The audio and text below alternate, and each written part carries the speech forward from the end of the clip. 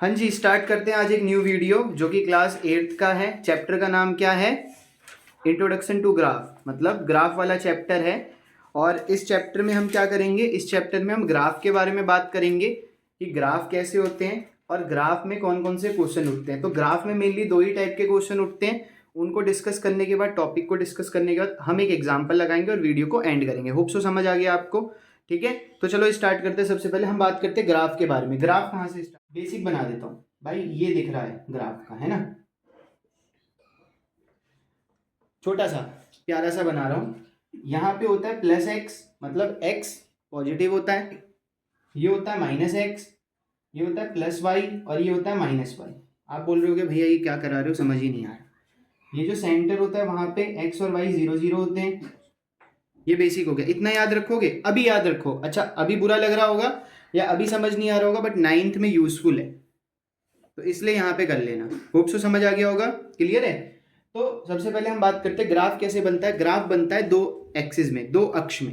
ठीक है ना? एक होता है एक्स और एक होता है वाई। बॉक्स बना लेते हैं, बना लेते हैं ना बॉक्स। एक्स और Y, x2 y3 x5 y2, 2 नहीं 6 ले लेते हैं, है ना? थोड़ा बेसिक बेसिक हो जाएगा। अब आपको बोला जाएगा इसको ग्राफ में बताओ, बोला जाएगा ना, बिल्कुल। तो हम क्या करेंगे, लाइन खींच देंगे। चलो एक्स करते हैं 1 2 3 4 5 6 7। ये एक्स क्या था? 2 था। ज़्यादा ज़्यादा क्या है? 5 था, इसलिए मैं थोड़ा 5 से ज़्यादा ले गया। नहीं आया समझ? आ गया? क्लियर है? वाई की बात करते हैं। 1 2 3 4 5 6, एक और ले लेते हैं यार, 7। अब आपके दिमाग में ये चीज आ रही है, x क्या है? पॉजिटिव, +2 और +5। जब -2 और -5 होगा तब तो इधर जाएगा ना, तब तो इधर जाएगा ना। इसलिए मैं ये चीज समझा रहा था। आपने अभी ग्राफ में आगे की तरफ देखा है, क्योंकि नंबर लाइन तो पढ़ी होगी ना। नंबर लाइन में क्या बोला जाता है? ये आगे की तरफ है। अगर मैं बोलूंगा 1 2 3, एक्स की बात कर रहा हूं मैं, और ये वाई की बात कर रहा हूं मैं। अगर x 1 2 3 4 5 है, अगर मैं x -1 बोलता तो आप पीछे नहीं जाते क्या? जाते नहीं जाते? अगर y मैंने 1 2 3 4 बोला है, -1 -2 -3 बोलता तो क्या वो नीचे नहीं जाता? मैं यही चीज समझा रहा हूं आपको। अभी क्लियर हो जाएगा तो ठीक है, बाद में क्लियर होगा तो फिर दिक्कत देगा भाई। इतनी चीज याद रखना। दोबारा सुन लो, आपके सिलेबस में प्लस वाली चीज है तो आप आगे की तरफ और ऊपर की तरफ जा रहे हो। अगर माइनस वाली चीज होती तो आप लेफ्ट की तरफ और नीचे की तरफ जा रहे होते। अब बताओ, अगर समझ नहीं आया तो? आ गया ना? क्लियर है? ठीक है, इतनी चीज समझ आ गई ना? ठीक है, अब बोला गया है x की वैल्यू क्या है? 2। चलो 2 लिख लेते हैं, x की वैल्यू 2। बट y तो 3 था, x 2 कदम चला हूं मैं, तो y तो ऊपर 3 कदम चलना है। नहीं आया ना समझ? क्वेश्चन इनको देखो, इस वाली चीज को देखो। x कितने कदम चलना है? 2। y कितने चलना है? 3। मैं पहले x चल गया 2 कदम, अब y 3 चलना है तो मैं y तो ऊपर की तरफ चलूंगा ना, 1 2 3। नहीं आया समझ? तो ये हो गया 2,3। अगला x कितना है? 5। 5 कदम चलो, 1 2 3 4 5। देखो x कितना है? 5। y कितना चलना है? 6। तो ऊपर की तरफ चलूंगा ना, 1 2 3 4 5 6। आ गया समझ? गोला बना दो ऐसे, 5,6। अब जरा देखो लाइन कैसी जा रही है? सीधी जा रही है। और अगर ला रहे होते तो इस लाइन को इधर 0 की तरफ ले आते, कोई दिक्कत थोड़ी है भाई। पहला कॉन्सेप्ट क्लियर हो गया? हुआ? सुन लो अगेन, x में 2 कदम था इसलिए x में 2 कदम आया, y में 3 कदम है, अब ऊपर की तरफ जाने की बारी है। y कहां है? ऊपर है ना? देखो 3 पे टकरा रहा है ना भाई, x कहां पे टकरा रहा है? 2 पे। दोबारा समझाऊं? बेसिक, एकदम बेसिक, इस पे नंबर आने चाहिए। बट ये तो कॉन्सेप्ट हो गया, आप दे दे। इसके आगे मैं और भी ग्राफ बना देता हूँ, चलो और ग्राफ बना देता हूँ। 3,7, 9,2, 5,6, 4,7 हो जाएगा। बट क्या यहां से क्वेश्चन आएगा? ऐसा आएगा, बट एक क्वेश्चन कैसा आएगा? एक क्वेश्चन आपका आएगा जो ग्राफ बना हुआ होगा उसमें बताना होगा। एक क्वेश्चन ये है जिसमें बनाना है, आप बनाना सीख गए, होप सो सीख गए। एक क्वेश्चन ऐसा आएगा जिसमें आपको बना हुआ रहेगा, बताना है, ठीक है? कोई दिक्कत तो नहीं है? अब वो वाले क्वेश्चन की तरफ डिस्कस करते हैं, ठीक है? डस्टर कहाँ है? चलो करो, नोट डाउन कर लेना बाद में, ठीक है? आप पहले ध्यान रखो और बैकग्राउंड साउंड मत दो, ठीक है? चलो इधर देखो। अब जैसे मैं एग्जांपल के लिए देता हूं कि एक मैंने ग्राफ बना रखा है, ठीक है? इधर से देख लेते हैं, बहुत सारे क्वेश्चन हैं। जैसे आपके मैंने एक ग्राफ दे रखा है, ये एनसीईआरटी का क्वेश्चन है। आपको एक ग्राफ दे रखा है कि 9 बजे, 10 बजे, 11 बजे, 12 बजे, 1 बजे, 2 बजे और 3 बजे। पहला क्वेश्चन है ये, एनसीईआरटी का पहला क्वेश्चन है। यहाँ पे ना एक जिगजैग बताया गया है। जिगजैग का मतलब क्या है, ढंग से बनाता हूं मैं, ठीक है? जिगजैग का मतलब होता है, देखो मैं 0 से डायरेक्ट 9 पे आ गया ना, तो वो जो गैप है ना उसको दिखाने के लिए जिगजैग जैसा होता है। आ गया समझ? क्लियर है या दोबारा समझाऊं? चलो उसके बाद क्या है, 34, 35, 36, 37, 38, 39, एक और ले लेते 40। थोड़ा ग्राफ में क्या था, 9 बजे 35.5, यहाँ 10 बजे 36, यहाँ बैकग्राउंड साउंड मत दो बेटा, 11 बजे 39, 12 बजे 38.5, ठीक है? 1 बजे 36.5,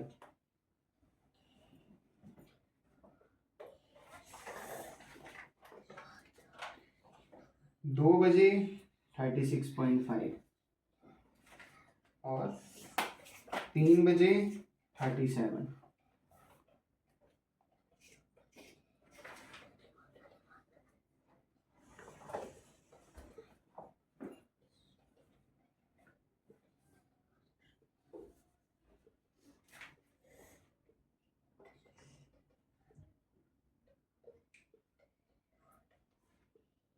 थोड़ा ना ग्राफ जैसा बना है उसको बस समझना, अवॉइड करना बाकी कैसा भी बना है। आपको क्वेश्चन में ये ग्राफ दे रखा है, ये क्वेश्चन में गिवन था, ठीक है? आपको बोला गया एक रोगी है, ठीक है, एक बीमार इंसान है, ठीक है? ये टाइम दे रखा है, समय दे रखा है, जिसको हम टाइम दे कहते हैं, और ये उसका टेम्परेचर दे रखा है, मतलब डिग्री सेल्सियस में दे रखा है बेटा। जो हम पढ़ते हैं ना 102, 103 ऐसे करके बोल रहे हैं हम, तो ये डिग्री सेल्सियस में वो जो रहता है वो फ़ारेनहाइट में भी हो सकता है, केल्विन में भी हो सकता है ना? तो ये डिग्री सेल्सियस में तापमान है कि एक आदमी रोगी था, उसका तापमान नापा गया, ठीक है? कोई दिक्कत तो नहीं है? तो अब आपको बोला जाएगा, पहला क्वेश्चन क्या पूछा गया, देखो पहला क्वेश्चन बोला गया है जो सिक पर्सन है या जो मरीज है, ठीक है, उसका तापमान बताओ, टेम्परेचर बताओ 1 बजे। अब मुझे एक चीज बताओ यार, 1 बजे क्या है, ये रहा 1, कितना होगा उसका टेम्परेचर, 37। मेरा आंसर क्या होगा, 37, बस। ये तो वही वाली बात हो गई ना। अब मैं आपको यहाँ पे एक छोटा सा ग्राफ दे दूं, आप क्या लिखोगे, 37 डिग्री सेल्सियस, ये आंसर आ जाएगा। दूसरा क्वेश्चन बोला गया रोगी का तापमान 38.5 कब था, 38.5 कब था बताओ। रोगी का तापमान जो था वो 38.5 कब था, ये देखो, ये तो 39 पे है, ये है 38.5, है ना? कितने बजे था, 12 बजे था। कितने बजे, 12 बजे। हिंदी में 12 बजे और इंग्लिश में 12 PM। ठीक है, क्योंकि ये सुबह 9 बजे से 9 AM से स्टार्ट हुआ है और 3 PM तक चला है ये। होप सो समझ आ गया होगा, कोई दिक्कत तो नहीं है, चल रही है वीडियो, टेंशन नहीं है। आप बस देखो इधर, मेरा मोटिव, मेरा उद्देश्य ये है, आप सबको कुछ समझ आना चाहिए, और ये रिकॉर्डिंग के टाइम पे, ठीक है, इससे मदद हो जाएगी तो अच्छी बात है, नहीं होगी तो कोई दिक्कत नहीं, पढ़ी रहने दो वीडियो, गलत थोड़ी कुछ हो रहा है। समझ आ गया? अब आप जैसे, ये तो हो गया, मैंने एक एग्जाम्पल भी करा दिया, कॉन्सेप्ट भी करा दिया, ज़्यादा बड़ी नहीं करेंगे वीडियो। मैं जैसे आपको एक चीज़ बताऊँ, एक छोटा ग्राफ जो 9th में भी पूछा जाता है, आपके पास ये ग्राफ है किसी भी चीज़ का है कि एक इंसान एक दिन में कितनी रोटी खाता है, तो आपको कुछ ऐसे ऐसे ग्राफ दिए जाएंगे, है ना बेटा। अब आपको बोला जाएगा ये इसका नाम, कोई बात नहीं, ये 9 बजे इतना खाता है, या 9 बजे इतना चलता है, या ऐसे बोल सकते हैं संडे को इतना चलता है, मंडे को इतना, Tuesday, Wednesday, Thursday, Friday, Saturday और संडे नहीं जाता कोई इंसान कहीं, है ना। ऐसा क्वेश्चन, कुछ भी क्वेश्चन हो सकता है। तो अब क्वेश्चन यहाँ पे उठता है कि भाई एक इंसान है 5 दिन दौड़ता है, अब बताओ सबसे ज़्यादा किस दिन दौड़ता है, तो आप बोलोगे भैया थर्सडे को दौड़ता है। सबसे कम किस दिन दौड़ता है, आप बोलोगे ट्यूसडे को दौड़ता है। क्या पता ट्यूसडे को उसका फास्ट हो।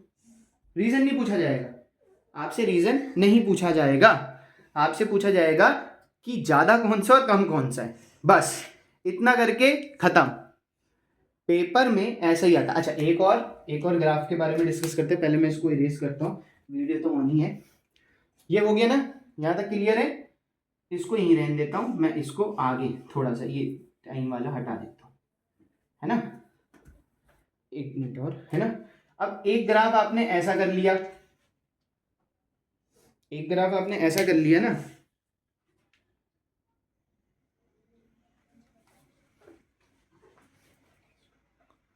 एक ग्राफ दूसरा वाला है जो आपकी एनसीईआरटी में है। ग्राफ कैसे बन रहा है,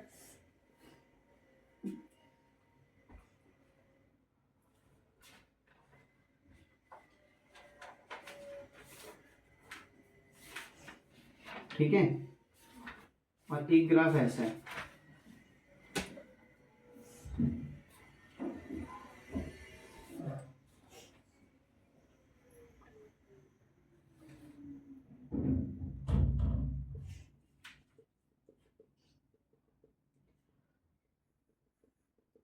है नहीं है, है नहीं है।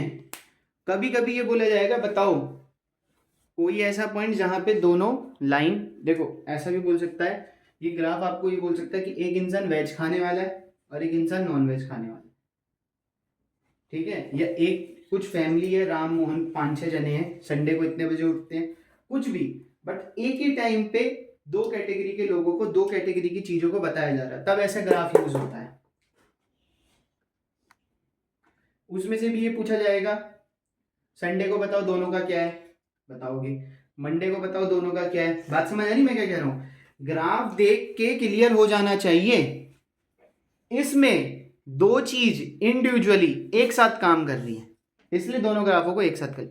इतना टाइम नहीं था, एक ग्राफ यहां बनाओ और एक ग्राफ दोबारा बनाओ और दोनों में टाइम लगाओ, इसलिए जो एग्जामिनर होता है दोनों ग्राफ को मर्ज करके दे देते हैं, एक साथ जोड़ के दे देते हैं, और उस जोड़ने के कारण आपके पास ऐसा ग्राफ बनता है।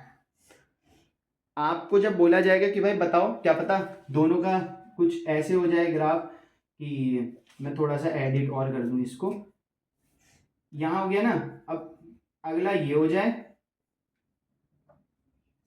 है ना।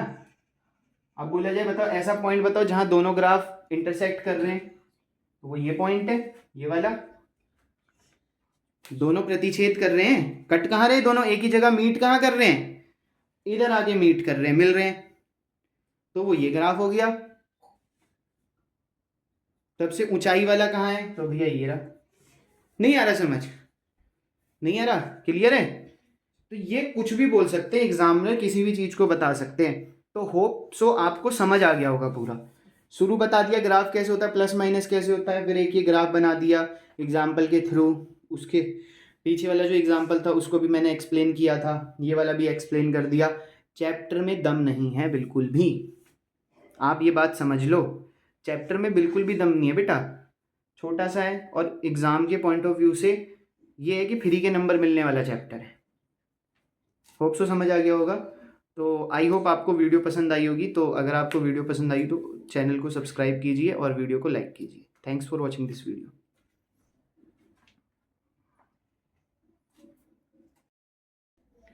स्टार्ट करते हैं न्यू वीडियो के साथ, और ये क्लास 9th की वीडियो है और इसमें हम डिस्कस करते हैं मोस्ट इम्पॉर्टेंट क्वेश्चन। ठीक है, तो पहला क्वेश्चन है आपके सामने, if the point 3,4 lies on the graph of the equation 3y is equal to ax plus 7 find the value of a।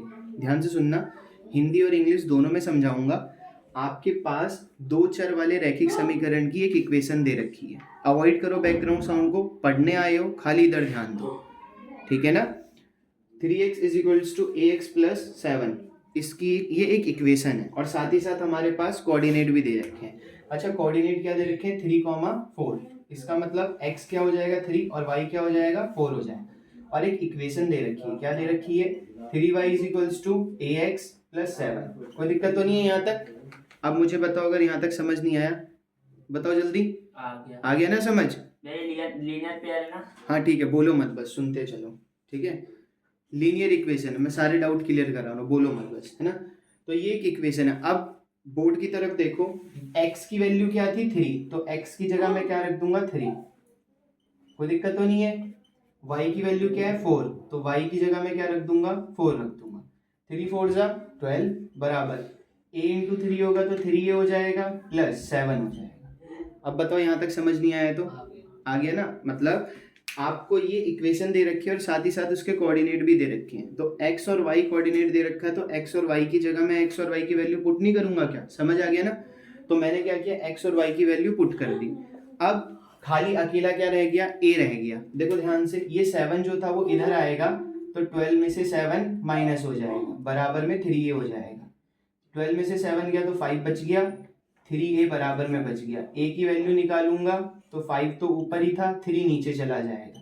इस हिसाब से अगर मैं देखूं तो a की वैल्यू कितनी आ जाएगी? 5/3 आ जाएगी। होप सो समझ आ गया होगा। ये लास्ट ईयर का क्वेश्चन है, 1 नंबर में क्वेश्चन आता है। आपको 4 ऑप्शन दे दिए जाएंगे और आपने आंसर टिक करना है। तो अगेन सुन लो, एक क्वेश्चन ये जरूर आ रहा है, ठीक है, लीनियर इक्वेशन में से आ रहा है। वीडियो ऑन है, टेंशन मत लो, ठीक है।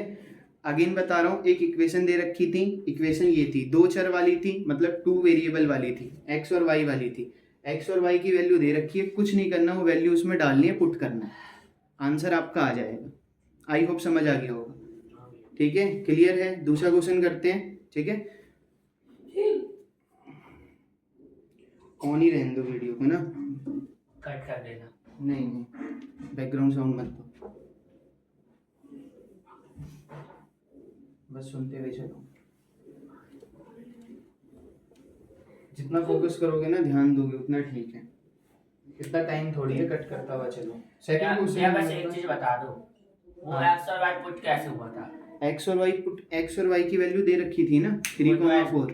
12 हो गई थी तो। हाँ 12 वो रखी थी, इसलिए हमने पुट कर दिया, बस खत्म। अच्छा, अगला क्वेश्चन है, ठीक है। अगला क्वेश्चन दे रखा है कि सेकंड क्वेश्चन दे रहा हूं मैं, एक नंबर का ही है ये, ठीक है। क्वेश्चन में बोला गया, if it's perimeter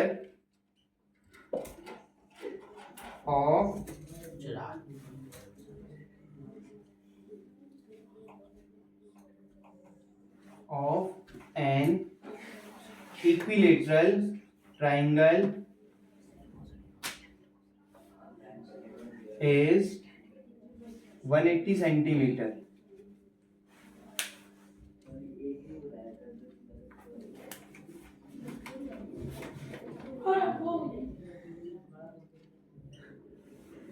What will be its area?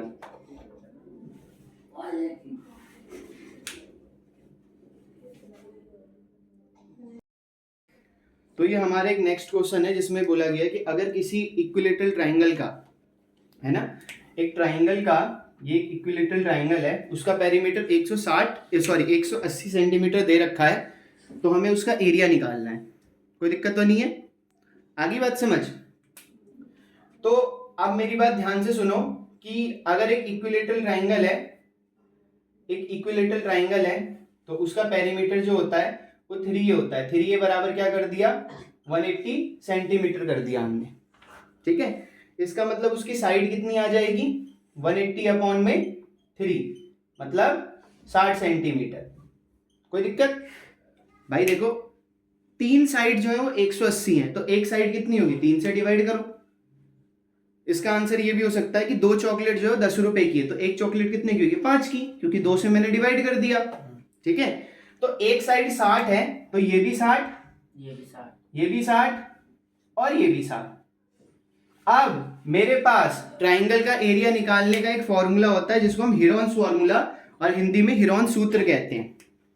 तो यहां से याद रखते हैं ए की वैल्यू, अब ये ए हटा दो, ये ए दूसरा है, अब हम हिरोन्स फॉर्मूला में आ गए हैं, ठीक है।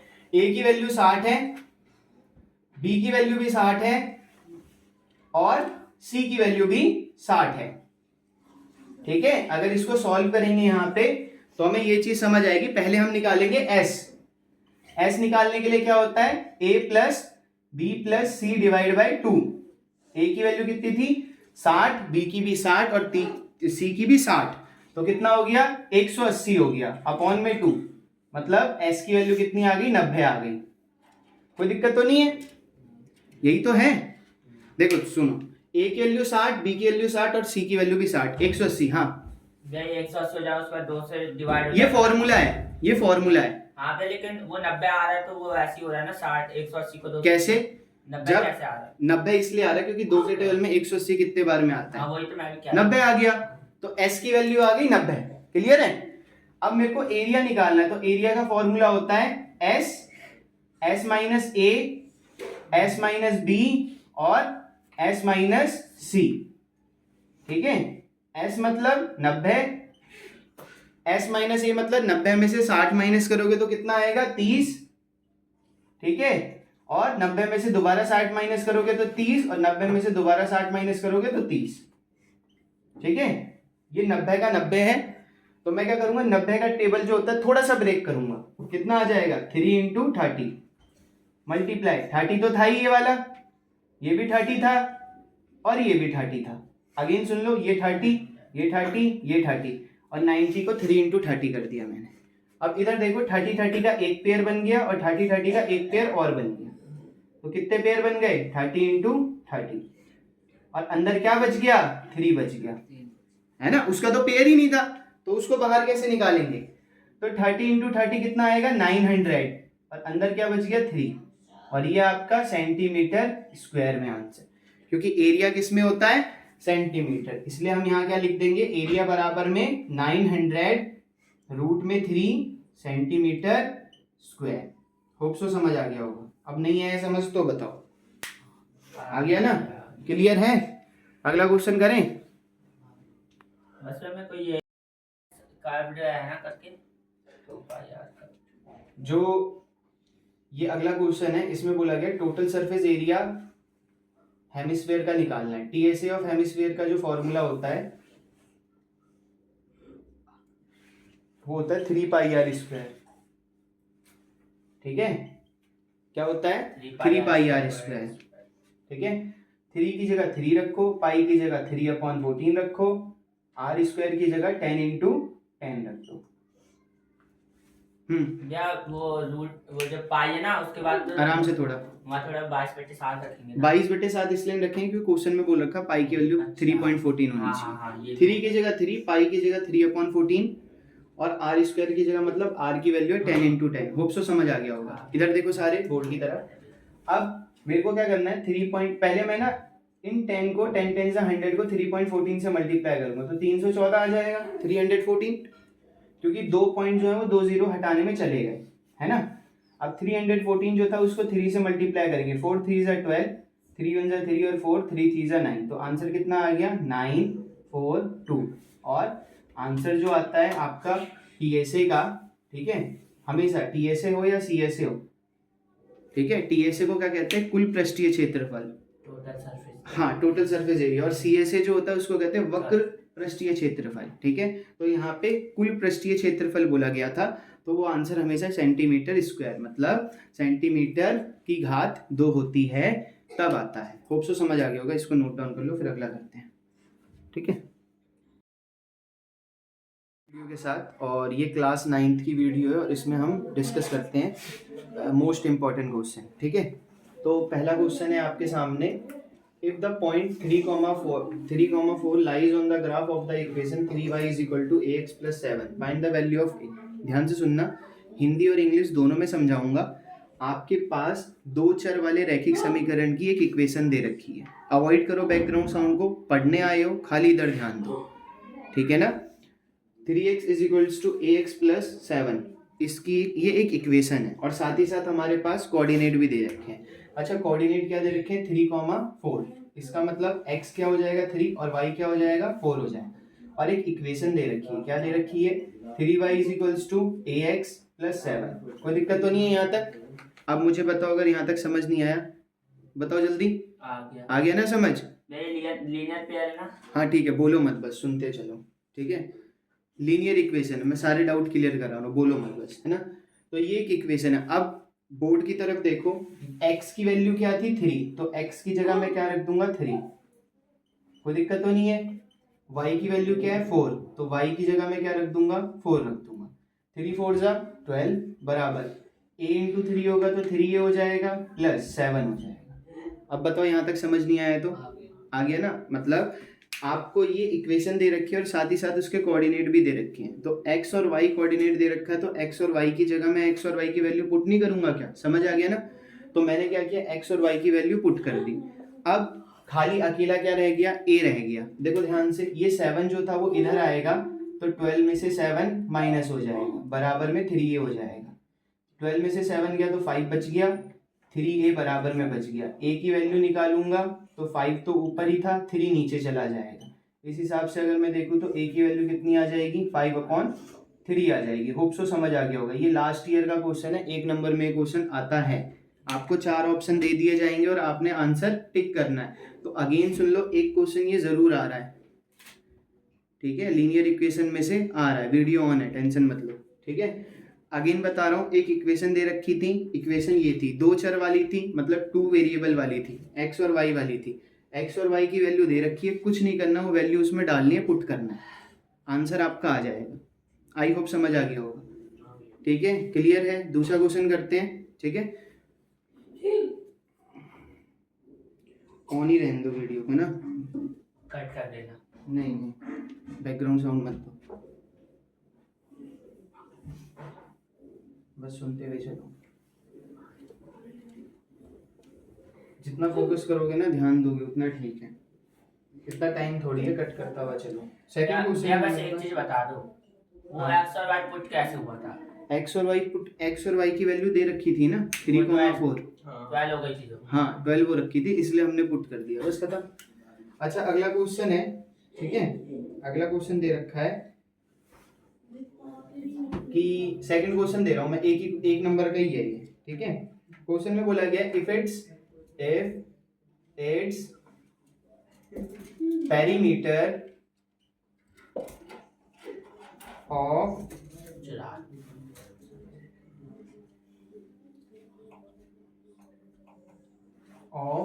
an equilateral triangle is 180 centimeter,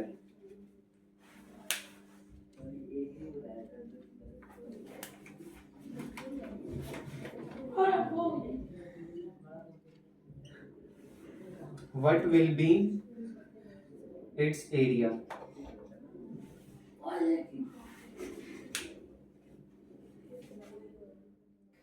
तो ये हमारा एक नेक्स्ट क्वेश्चन है, जिसमें बोला गया है कि अगर किसी इक्विलेटरल ट्राइंगल का, है ना, एक ट्राइंगल का, ये इक्विलेटरल ट्राइंगल है, उसका पेरीमीटर 180 सेंटीमीटर दे रखा है, तो हमें उसका एरिया निकालना है। कोई दिक्कत तो नहीं है? आगे बात समझ। तो अब मेरी बात ध्यान से सुनो कि अगर एक इक्विलेटरल ट्राइंगल है, तो उसका पेरीमीटर जो होता है वो 3a होता है। 3a बराबर क्या कर दिया? 180 सेंटीमीटर कर दिया हमने, ठीक है। इसका मतलब उसकी साइड कितनी आ जाएगी? 180/3, मतलब 60 सेंटीमीटर। कोई दिक्कत? भाई देखो, तीन साइड जो है वो 180 है, तो एक साइड कितनी होगी? 3 से डिवाइड करो, इसका आंसर ये भी हो सकता है कि 2 चॉकलेट जो है 10 रुपए की है, तो एक चॉकलेट कितने की होगी? 5 की, क्योंकि 2 से मैंने डिवाइड कर दिया। ठीक है, तो एक साइड 60 है, तो ये भी 60, ये भी 60, ये भी 60 और ये भी 60। अब मेरे पास ट्राइंगल का एरिया निकालने का एक फॉर्मूला होता है जिसको हम हिरोन्स फॉर्मूला और हिंदी में हिरोन सूत्र कहते हैं। तो यहां से याद रखते हैं ए की वैल्यू, अब ये ए हटा दो, ये ए दूसरा है, अब हम हिरोन्स फॉर्मूला में आ गए हैं। ठीक है, ए की वैल्यू 60 है, बी की वैल्यू भी 60 है और सी की वैल्यू भी 60 है। ठीक है, अगर इसको सॉल्व करेंगे यहां पे तो हमें ये चीज समझ आएगी। पहले हम निकालेंगे एस निकालने के लिए क्या होता है? A plus B plus C divide by 2। A की वैल्यू कितनी थी? 60, बी की भी 60 और सी की भी 60, तो कितना हो गया? 180 हो गया अपॉन में 2, मतलब एस की वैल्यू कितनी आ गई? 90 आ गई। कोई दिक्कत तो नहीं है? यही तो है। देखो सुनो, ए की वैल्यू 60, बी की वैल्यू 60 और सी की वैल्यू भी 60, 180। हाँ, 180 हो जाए, उसका 2 से डिवाइड, ये फॉर्मूला है, ये फॉर्मूला है। हाँ पे, लेकिन वो 90 आ रहा है तो वो ऐसे ही हो रहा है ना, 60 180 को 2 कैसे? 90 जब कैसे आ रहा है? 90 इसलिए आ रहा है क्योंकि 2 के टेबल में 180 कितने बार में आता है? हाँ वही तो मैं भी कह 90 आ गया, तो एस की वैल्यू आ गई 90। क्लियर है? अब मेरे को एरिया निकालना है, तो एरिया का फॉर्मूला होता है एस माइनस ए, एस माइनस बी और एस माइनस सी। ठीक है, एस मतलब 90, एस माइनस ए मतलब 90 में से 60 माइनस करोगे तो कितना आएगा? 30। ठीक है, और 90 में से दोबारा 60 माइनस करोगे तो 30, और 90 में से दोबारा 60 माइनस करोगे तो 30। ठीक है, ये 90 का 90 है, तो मैं क्या करूंगा? 90 का टेबल जो होता है थोड़ा सा ब्रेक करूंगा, कितना आ जाएगा? 3 इंटू 30 मल्टीप्लाई 30 तो था ही, ये वाला, ये भी 30 था और ये भी 30 था। अगेन सुन लो, ये 30, ये 30, ये 30 और 90 को 3 इंटू 30 कर दिया मैंने। अब इधर देखो, 30 30 का एक पेयर बन गया और 30 30 का एक पेयर और बन गया, तो कितने पेयर बन गए? 30 इंटू 30, और अंदर क्या बच गया? 3 बच गया, है ना? उसका तो पेयर ही नहीं था, तो उसको बाहर कैसे निकालेंगे? तो 30 इंटू 30 कितना आएगा? 900, और अंदर क्या बच गया? 3, और ये आपका सेंटीमीटर स्क्वायर में आंसर, क्योंकि एरिया किस में होता है? सेंटीमीटर, इसलिए हम यहाँ क्या लिख देंगे? एरिया बराबर में 900 रूट में 3 सेंटीमीटर स्क्वायर। होप सो समझ आ गया होगा। अब नहीं आया समझ तो बताओ। आ गया ना? क्लियर है? अगला क्वेश्चन करें। बस में कार्ड वीडियो है ना करके, तो याद कर। जो ये अगला क्वेश्चन है, इसमें बोला गया टोटल सरफेस एरिया हेमिस्फीयर का निकालना है। टीएसए ऑफ हेमिस्फीयर का जो फॉर्मूला होता है वो होता है 3 पाई आर स्क्वायर। ठीक है, क्या होता है? 3 पाई आर स्क्वायर। ठीक है, 3 की जगह 3 रखो, पाई की जगह 3/14 रखो, आर स्क्वायर की जगह 10 इंटू 10 रख दो। या वो रूट, वो जो पाई है ना, उसके बाद तो आराम से थोड़ा वहाँ थोड़ा 22/7 रखेंगे। 22/7 इसलिए रखेंगे क्योंकि क्वेश्चन में बोल रखा पाई की वैल्यू 3.14 होनी चाहिए। 3 की जगह 3, पाई की जगह 3/14 और आर स्क्वायर की जगह मतलब आर की वैल्यू है 10 इंटू 10। होप सो समझ आ गया होगा। इधर देखो सारे बोर्ड की तरफ। अब मेरे को क्या करना है? 3 पहले मैं ना इन 10 को 10 10 से 100 को 3.14 से मल्टीप्लाई करूंगा तो 314 आ जाएगा, 314, क्योंकि 2 पॉइंट जो है वो 2 जीरो हटाने में चले गए, है ना? अब 314 जो था उसको 3 से मल्टीप्लाई करेंगे, 4 3 जा 12, 3 1 जा 3 और 4 3 3 जा 9, तो आंसर कितना आ गया? 942। और आंसर जो आता है आपका टीएसए का, ठीक है, हमेशा टीएसए हो या सीएसए हो, ठीक है, टीएसए को क्या कहते हैं? कुल पृष्ठीय क्षेत्रफल, टोटल सरफेस। हाँ, टोटल सरफेस एरिया। और सीएसए जो होता है उसको कहते हैं वक्र पृष्ठीय क्षेत्रफल। ठीक है, तो यहाँ पे कुल पृष्ठीय क्षेत्रफल बोला गया था, तो वो आंसर हमेशा सेंटीमीटर स्क्वायर, मतलब सेंटीमीटर की घात 2 होती है, तब आता है। होप सो समझ आ गया होगा। इसको नोट डाउन कर लो, फिर अगला करते हैं। ठीक है, क्लास 10th का एक न्यू चैप्टर है जिसका नाम है सरफेस एरिया एंड वॉल्यूम। ठीक है, स्टार्ट करते हैं। पृष्ठीय क्षेत्रफल करके है इसका नाम। ठीक है, पृष्ठीय क्षेत्रफल और आयतन, ये है चैप्टर का नाम। ठीक है, सबसे पहले हम बात करते हैं इंट्रो की। बोर्ड की तरफ देखो। हाँ जी, बोर्ड की तरफ देखो कृपया करके, बोर्ड की तरफ देखो और कैमरे की तरफ मत देखो, खाली बोर्ड की तरफ देखो, ठीक है। सबसे पहले हम बात करते हैं कि ये वाला जो चैप्टर है उसमें फॉर्मूलाज हैं, बहुत सारे फॉर्मूलाज हैं और ये जो चैप्टर है फॉर्मूलाज से घिरा हुआ है। तो हम एक एक करके 4 5 6 जितने फॉर्मूलाज हैं सबको डिस्कस करेंगे, जो आ रहे हैं वो भी, जो नहीं आ रहे हैं थोड़ा बहुत उनको भी, ठीक है ना, ताकि सारी चीज़ें क्लियर हो जाए, ठीक है। तो सबसे पहले मैं बात करूँगा, वैसे तो हमारे पास बहुत सारे फॉर्मूलाज हैं बट मैं धीरे धीरे करके छोटे छोटे सब फॉर्मूलाज को क्लियर करवा दूंगा। सबसे पहले हम बात करते हैं, एक क्यूबॉइड होता है, ठीक है ना, एक क्यूबॉइड होता है, इसको पहचानने का थोड़ी सी ट्रिक है। ये एक मिठाई का डब्बा जैसे होता है, कोई दिक्कत तो नहीं है, इसको क्यूबॉइड कहते हैं, हिंदी में थोड़ा याद नहीं मुझे बट एडजस्ट करना, मिठाई का डब्बा होता है। अच्छा, अब मुझे एक चीज़ बताओ, अगर मैं एक एग्जांपल ले रहा हूँ, जैसे ये कमरा है तो ये क्यूबॉइड है या क्यूब है जो भी है, तो इसमें कितने फेसेस हैं, मतलब कितनी दीवार आपको देखने को मिल रही है, 1 2 3 4 5 और एक नीचे वाला भी, जिसके कारण ये पूरा पैक हो रहा है। बात समझ आ रही मैं क्या कह रहा हूँ। अगर फ्यूचर में कभी भी अगर बात होती है, अगर हम ये बोलते कि भाई 6 फेस है ना, और अगर कोई पेंट करने वाला आया तो 2 कंडीशन हो सकती है, या तो चारों दीवारों पे पेंट करेगा या तो पांचों दीवारों पे पेंट करेगा, और क्या पता फोकस करने के बाद वो 5 दीवार पे पेंट करे और छठे वाले दीवार मतलब नीचे वाला जो बेस है उस पर भी कुछ ना कुछ करे। या फिर हम एक बॉक्स बनाते हैं, ध्यान से सुनना, या फिर हम एक बॉक्स बनाते हैं और आपने एक ऐसा बॉक्स बनाया जिसमें आपको क्या करना है, पेंट करना है, वो क्यूबॉइड है, मिठाई का डब्बा है, इधर देखो। तो आप क्या करोगे, आप 6 की 6 साइड पे 6 के 6 फेसों पे पेंट करोगे नहीं करोगे, हाँ है ना, करोगे ना, बाहर से ही तो करोगे या अंदर से भी करोगे, तो 6 के 6 फेस पे करोगे। तो यहाँ से 2 कंडीशन आती है। अब ध्यान से सुनना, 3 फॉर्मूला निकल के आते हैं। सबसे पहले टोटल सरफेस एरिया, फिर आता है कर्व्ड सरफेस एरिया, फिर आता है वॉल्यूम। एक ही बार समझाऊंगा, ध्यान से सुनना। टोटल सरफेस एरिया होता है, उसका फॉर्मूला आता है 2 ब्रैकेट में LB plus BH plus HL। Curved surface होता है 2 ब्रैकेट में L प्लस B इंटू में H, और ये होता है L into B into H। अगर ये कोई मिठाई का डब्बा है, कोई भी मिठाई का डब्बा है, तो उसकी लंबाई भी होगी जिसको लेंथ कहते हैं, चौड़ाई भी होगी जिसको ब्रेथ कहते हैं, और ऊंचाई भी होगी जिसको हाइट कहते हैं। कुछ नहीं करना, लिखना है। अच्छा, अब क्वेश्चन यहाँ पे ये आता है, यहाँ तक समझ आया कि क्वेश्चन आता है कि ये फॉर्मूला है कैसे और पेपर में आता कैसे। मैंने बोला एक डिब्बा है और उसके अंदर मुझे पानी भरना है, मतलब कभी भी क्षमता और कैपेसिटी की बात आएगी तो हमेशा वॉल्यूम का फॉर्मूला लेगा, डन है, दिमाग में डाल लो, क्योंकि ये वाला बेस करने के बाद सब फॉर्मूले को डिस्कस करोगे सब क्लियर हो जाएगा। कर्व्ड सरफेस कब लगेगा, मैंने बोला एक कमरा है उसकी 4 दीवारों पे पेंट करना है, जब भी 4 के बारे में बात होगी, 4 वॉल, तो हमेशा कर्व्ड सरफेस लगेगा।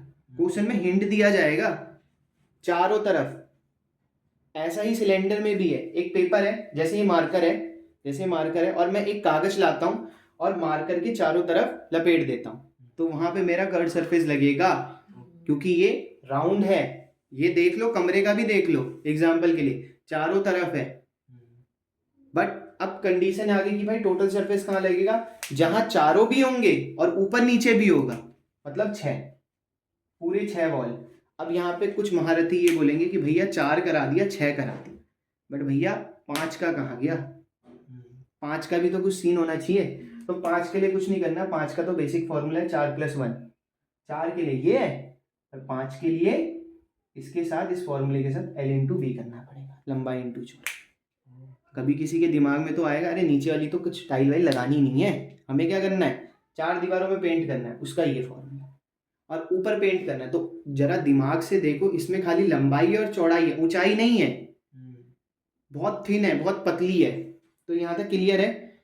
4 वॉल के लिए ये, 5 वॉल के लिए ये प्लस ये, 6 वॉल के लिए ये, और आयतन जो है वो वॉल्यूम है।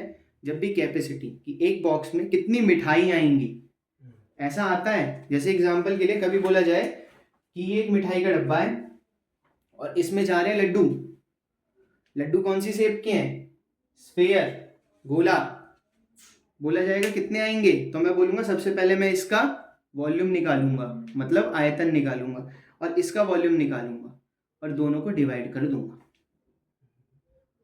कि इतने लड्डू उसके अंदर फिक्स आएंगे, या इतनी मिठाई आएंगी, या इतनी कोई भी चीज़ आएगी।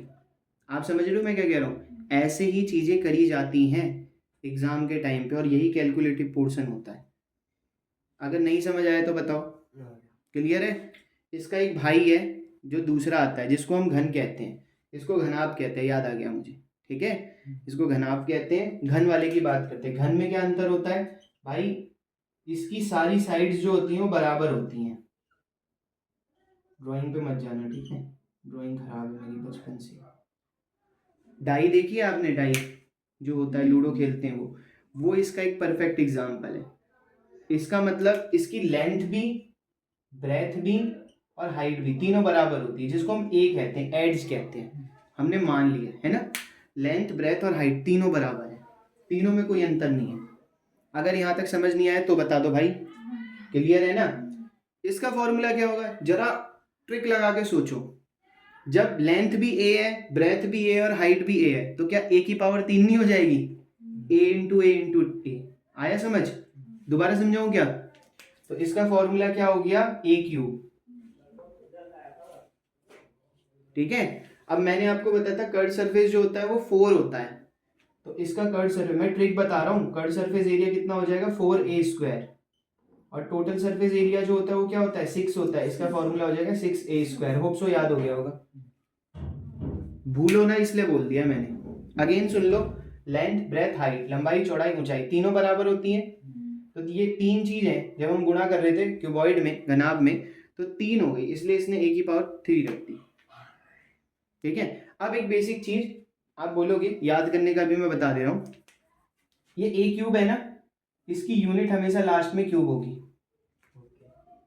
ये a² है ना, इसकी ऐसा यूनिट हमेशा स्क्वायर होगी ये। और ये हर किसी में होगा, हर किसी का वॉल्यूम या जो आयतन होगा उसकी लास्ट में यूनिट क्यूब होगी, कर्व सरफेस की लास्ट में यूनिट स्क्वायर होगी, और टोटल सरफेस की भी लास्ट में स्क्वायर होगी। अगर नहीं समझ आया तो बताओ। एक नंबर यहीं कट जाते हैं, एक नंबर यहीं कट जाते हैं। अब आ गया तो बताओ, वरना मैं आगे वो करता हूँ। आ गया ना? ठीक है, ठीक है। तो अब 2 फॉर्मूले हो गए, 2 कॉन्सेप्ट हो गए, 2 और हैं, उसके बाद 2 और हैं, टोटल 6, और 6 डायग्राम है, और इनके बेसिस पे एक क्वेश्चन जरूर करवाऊंगा। बट वो सिलेंडर जिसको बेलनाकार कहते हैं उसका, और हेमिस्फीयर जिसको अर्धगोला कहते हैं वो वाला होगा। इतना करने के बाद वीडियो एंड कर देंगे। चलो स्टार्ट करते हैं फिर आगे की तरफ। अगला टॉपिक है हमारा सिलेंडर, जिसको हम क्या कहते हैं? बेलनाकार। ठीक है। किसी बच्चे ने बोला, फिर उसके बाद है कोण। किसी बच्चे ने बोला भैया चलो आपने ये फॉर्मूला तो बता दिया, ये चीज तो बता दी, बट ये सिलेंडर आया कैसे? आपने कॉइन देखा है? कॉइन, सिक्का देखा है? एक व्यक्ति ने छोटा कॉइन, फिर एक और, फिर एक और, फिर एक और, फिर एक और, फिर एक और, ऐसे करते करते बहुत सारे कॉइन रखे। शेप कौन सी बन गई? सिलेंडर। यहाँ से 2 चीज निकल के आती है। इस कॉइन की कुछ ना कुछ रेडियस रही होगी, त्रिज्या रही होगी, और जब वो एक कॉइन था तो वो बहुत थिन था, उसकी हाइट नेग्लिजिबल थी, मिलीमीटर में थी। बट जब वो इतना बड़ा हो गया ना तो उसकी हाइट सेंटीमीटर में पहुंच गई, क्या पता मीटर में भी पहुंच जाए। होप सो समझ आ गया होगा। तो ये जो चीज बनी वो क्या बनी? हाइट बनी।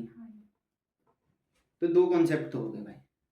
पेपर में क्या दिया जाता है? डायमीटर दिया जाता है। डायमीटर क्या होता है? व्यास। कितना? यहाँ से लेके यहाँ तक 10 सेंटीमीटर दिया, तो त्रिज्या कितनी हो जाएगी? रेडियस कितनी हो जाएगी? 5। अगेन सुन लो, जो डायमीटर अगर 10 है तो रेडियस कितनी है? 5, क्योंकि वो तो आधा है ना भाई। ठीक है, क्लियर? होप सो समझ आ गया होगा, है ना?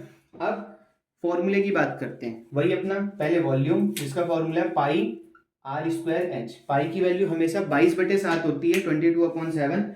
कहीं कहीं पे इसकी वैल्यू 3.14 भी होती है। अच्छा, कर्व सरफेस एरिया का 2πrh, और टोटल सरफेस एरिया का 2πrh+r।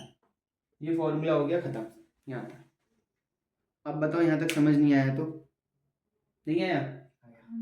ठीक है, कोण को थोड़ा मैं छोटा कर देता हूँ, ठीक है, फ्रेम में नहीं आएगा ना क्योंकि। ठीक है।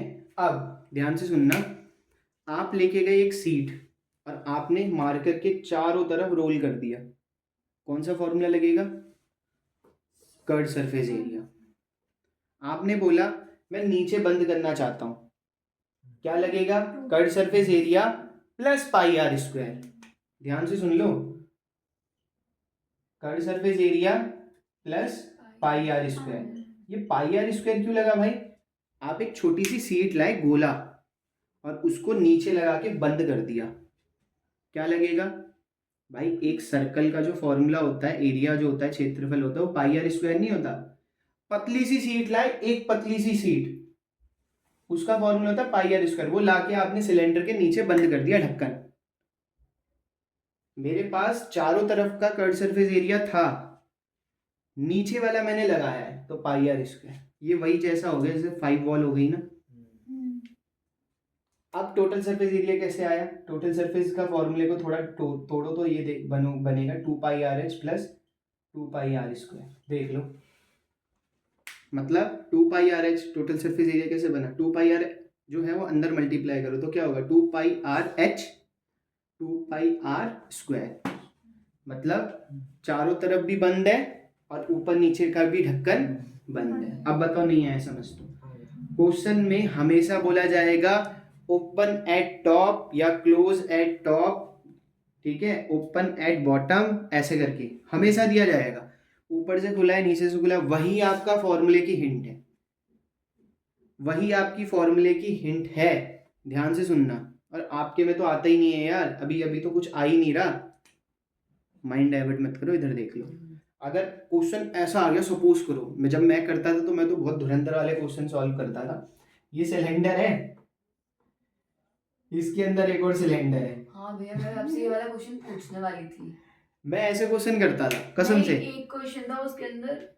हाँ बोलो बोलो बोलो बोलो बोलो। एक क्वेश्चन था उसके अंदर, जैसे आप एक वो है गड्ढा है, उसके अंदर हमने एक वो बना दिया कोन की शेप में। हाँ हाँ। वो कैसे होगा? मतलब उसको जब पेंट करना है, कौन कौन सी साइड पेंट होगी? एनसीईआरटी का क्वेश्चन है। हाँ तो मैं वही तो कह रहा हूँ, ऐसा ही होता है। तो वो क्या होता है, वो खाली कर्ड सरफेस एरिया आता है, क्योंकि आपने ऊपर की तरफ तो कोई प्लेट लगा के पेंट नहीं किया। किया है तो बताओ? नहीं किया ना, तो वहां से कॉन्सेप्ट क्लियर हो जाते हैं। अब नहीं आया समझ तो बताओ आ गया? ऐसा भी होता है भाई, तुम क्या बात कर रहे हो? अभी घर बन रहा है, किसी का घर बन रहा है, ठीक है, तो किसी का भी घर बन रहा है, तो ये ट्रॉली पे सामान आ रहा है 100 फुट, ये ट्रॉली पे सामान आ रहा है 100 फुट। इसको जब डालेंगे ना, पोर करेंगे, तो वो एक कोन में तब्दील हो जाएगा। बहुत तगड़े कॉन्सेप्ट के क्वेश्चन आते हैं, अगर डीपली पढ़ो तो, और ना पढ़ो तो फिर हटा दो, क्या दिक्कत है? बहुत डीपली टाइप क्वेश्चन आते हैं, ये कहना चाह रहा हूँ मैं। क्लियर है? होप सो समझ आ गया होगा। मैं कोन की तरफ आता हूँ, ठीक है, ये तो समझ आ गया। मैं कोन की तरफ आता हूँ। कोन में क्या होता है? कोन में आती है 3 चीज। देखो, यहाँ से लेके यहाँ तक है रेडियस, यहाँ से लेके यहाँ तक है हाइट, और ये जो टेढ़ी सी साइड दिख रही है वो है एल, जिसको हम कहते हैं स्लैंट हाइट, एल कहते हैं, ठीक है। अच्छा, अब 3 फॉर्मूले आते हैं यहाँ से। पहले अगर मुझे एल निकालना है तो उसका फॉर्मूला होगा R square plus H square. अगर मुझे एच निकालना है तो उसका फॉर्मूला होगा L square minus R square. अगर मुझे आर निकालना है तो उसका फॉर्मूला होगा L square minus H square. ये तो समझ जाओगे। पेपर में ये तीनों निकालने हैं। पहले क्वेश्चन में हमेशा आर या तो एल दे रखा होगा, आपने यूज करके एच निकालना है, हाइट निकालनी है, त्रिज्या निकालनी है, जो भी, कोई दिक्कत तो नहीं है।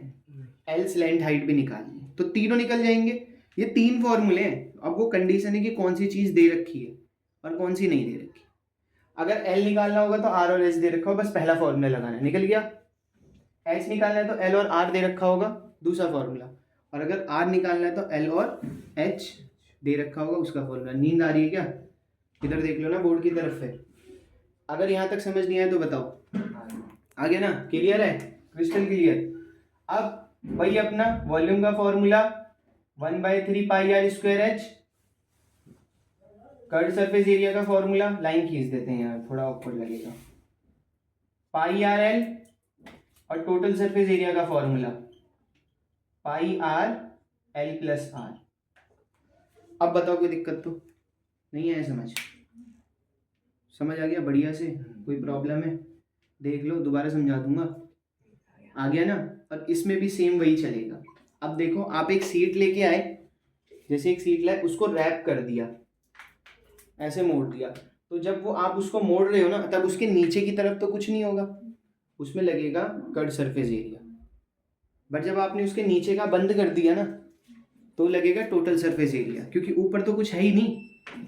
और आपके पास क्वेश्चन कैसे आता है, टेंट की फॉर्म में आता है, आपके पास टेंट की फॉर्म में आता है। क्वेश्चन बोल जाता है एक कैनवस है, और कैनवस सुनते ही अगर क्वेश्चन में दे रखा है कैनवस है, एक इंसान गया क्या करने, फॉरेस्ट में कैंपिंग करने, आप मुझे एक चीज तो नीचे कुछ लगाएगा क्या, वो नीचे तो अलग से गद्दा लगाएगा ना।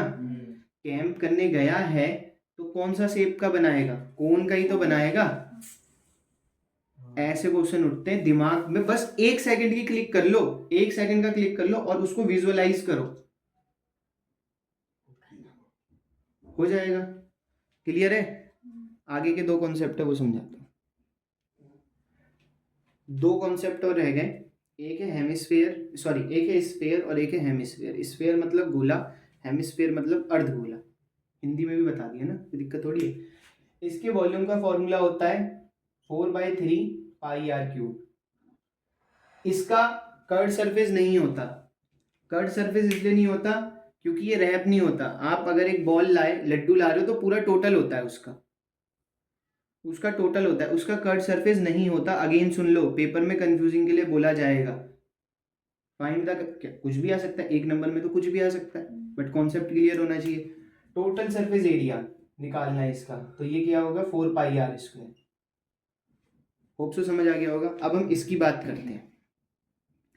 इसका तो ऊपर का ढक्कन भी है, तो इसका कर्व भी हो सकता है और टोटल भी हो सकता है। वॉल्यूम क्या है, वॉल्यूम क्या है, वॉल्यूम ये बोले जाए भाई एक कटोरी है, उसके अंदर कितना पानी पॉर कर सकते हो आप, डाल सकते हो, वो हो गया वॉल्यूम। कर्व सरफेस क्या है, किसी ने ना मिट्टी ली और एक मटका तैयार कर दिया, आधा होता है ना अंगीठी टाइप का, तो वो हो गया कर्व सरफेस। किसी ने क्या किया, अंगीठी तो बनाई बट ऊपर से मिट्टी से प्लेन कर दिया, वो है टोटल सरफेस। अब नहीं आया समझ तो बताओ, आ गया ना। इसका फॉर्मूला वॉल्यूम का होता है 2/3πr³। याद करने का तरीका भी बताऊंगा, रुक जाओ। कर्ड सरफेस होता है 2πr² और टोटल सरफेस एरिया होता है 3πr²। अब सुन लो, वॉल्यूम 4/3πr³, इसका वॉल्यूम आधा है तो 2/3πr³, 4 का आधा 2, डन है। पहली चीज कॉन्सेप्ट, इसमें 4 आ रहा है, 4πr² टोटल सरफेस एरिया, इसमें कर्ड सरफेस में ऊपर 2 आ रहा है तो कर्ड सरफेस एरिया 2, नीचे 3 आ रहा है तो टोटल सरफेस एरिया 3। ओके, हो गया यार, डन है, क्लियर, आ गया ना समझ, डन। अब मेरे को एनसीईआरटी की बुक दे दो, मैं आगे के क्वेश्चन कराता हूँ। एक ये क्वेश्चन है, ठीक है, मैं क्वेश्चन पढ़ देता हूँ और उसके बाद सॉल्व करता हूँ। Mayank made a bird bath for his garden in a shape of cylinder with a hemispherical depression at one end. The height of the cylinder is 1.5 meter and the radius is 30 centimeter. कोई दिक्कत तो नहीं है, चलो बना दें। सुनो, पहले ये सिलेंडर बना हुआ है, बर्ड्स के लिए बनाया है ना, कभी पानी वगैरह पीने के लिए, किसी चीज के लिए, तो आपने देखा होगा, या फिर आपने ऐसा भी देखा होगा, कई बार डस्टबिन भी बनता है, ऐसा बनता नहीं बनता है, मॉल वगैरह में कहीं जाते हो डस्टबिन बनता है, आप ऐसे डालते हो वो ऐसे लेफ्ट राइट हिलता है, होता नहीं होता है। तो आपके पास ये शेप दे रखी है, ये सिलेंडर है पूरा, मतलब बेलन आकार है, और उसके ऊपर जो लगा हुआ है ना वो अर्धगोला लगा हुआ है, जैसे कटोरी टाइप का, मतलब हेमिस्फीयर। तो क्वेश्चन क्या बोला गया, यहाँ पे गिवन क्या है, यहाँ पे हाइट दे रखी है 1.45 मीटर, तो पहले मैं इसको मीटर में नहीं रखूंगा, मैं इसको 145 सेंटीमीटर में रख दूंगा। अगर यहाँ तक समझ नहीं आया तो बताओ, आ गया ना। अच्छा, रेडियस कितना दे रखा है, यहीं पे ही लिख देते हैं, रेडियस दे रखा है 30 सेंटीमीटर, तो हाइट कितनी है 145 सेंटीमीटर, रेडियस कितनी है 30 सेंटीमीटर। अब क्वेश्चन में पढ़ते हैं, find the total surface area of bird bath, है ना, बोला गया टोटल सरफेस एरिया बताओ, क्या होगा। आप मुझे एक चीज बताओ, मैं आपको एक छोटा सा एग्जांपल देता हूँ। टोटल सरफेस एरिया निकालना है, टोटल सरफेस एरिया निकालना है, क्या मेरा नीचे व ऊपर वाले से कोई रोल होगा, बताओ आप, बताओ बताओ बताओ, क्या होगा। देखो नीचे की नहीं ले रहे हैं हमने। अगर बिल्ड किया, मैंने कुछ बनाया, तो मुझे उसके नीचे अगर कोई पत्थर सा है, कोई चीज है, जैसे सपोज करो मैं यहाँ पे ना एक रॉड लगा रहा हूँ, तो मुझे नीचे बेस के लिए किसी चीज की जरूरत है? पाइप लगा रहा हूँ मैं, एक प्लास्टिक का पाइप लाया, मुझे नीचे कुछ जरूरत है लगाने के लिए, चिपकाने के लिए? जरूरत है? अरे जैसे ये खोखला है, होलो है, मेरे को इसको जमीन पे रखना है, ऐसा पाइप है, मेरे को इसको जमीन पे चिपकाना है, मुझे जरूरत है कि मैं नीचे कुछ लगाऊं? नहीं लगाऊंगा ना। तो यहाँ से क्लियर हो गया कि पहले सिलेंडर की अगर हम बात कर रहे हैं तो उसका फॉर्मूला लगेगा 2πRh। अब आते हैं हेमिस्फीयर की तरफ। हेमिस्फीयर का खाली ऊपर वाला पोर्शन लगेगा, ये जो बनाया है, और हेमिस्फीयर का भी कर्ड सरफेस लगेगा, क्योंकि ऊपर का ढक्कन आप बंद ही नहीं रख सकते। अगर आप ऊपर का ढक्कन बंद रखोगे तो 3πr² हो जाए। बर्ड्स वगैरह पानी कहाँ से पियेंगी? आप उसको किस चीज में स्टोर करोगे? आप क्या करोगे उसमें? वो हॉलो चाहिए, खाली चाहिए, वो ऊपर का बंद नहीं चाहिए, वो ऐसे चाहिए। तो जब ऐसे चाहिए तो उसमें फॉर्मूला क्या लगेगा? उसमें फॉर्मूला लगेगा 2πr²। ये आपका हो गया जो निकालना था TSA। देखो TSA बोला है, बट कैसे बोला है वो चीज देखो एनालाइज करके। अच्छा अब यहाँ पे देखो 2πr कॉमन है ना, अंदर क्या बचा? H+r। इसमें 2πr बाहर निकाल दिया, इसका H बन गया, इसका 2πr को बाहर निकाल दिया, R बच गया। नहीं आया समझ? आ गया ना। अब कुछ नहीं करेंगे, वैल्यू पुट करेंगे। 2 की जगह 2, पाई की जगह 22/7, R की जगह 30 और H की जगह 145 और इसकी जगह 30। अच्छा 145 और 30 कितना होता है? 175 ना। ठीक है, 2 × 22/7 × 30 × 175। ठीक है, कोई दिक्कत? इसको इरेज कर देता हूँ, है ना, थोड़ा सा यहीं पे कैलकुलेटिव पोर्शन हो जाए।